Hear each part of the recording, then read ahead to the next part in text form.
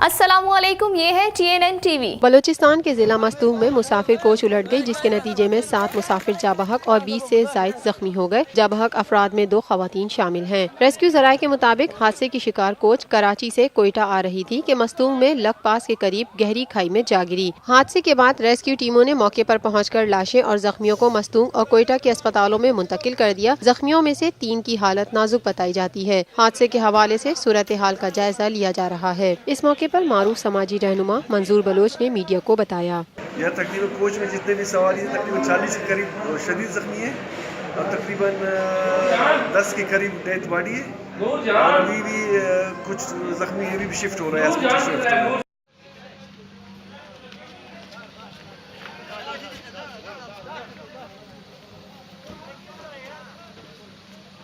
देखते रहिए ताज़ा तरीन खबरें और exclusive reports. Lotus Lake Towers, a groundbreaking endeavor by Lotus Properties.